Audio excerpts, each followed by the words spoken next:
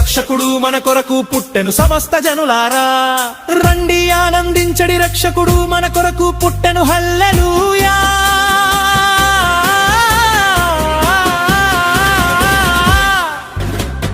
మనిల్లు నేడు దేవాలయమై మన హృదయం కోలువై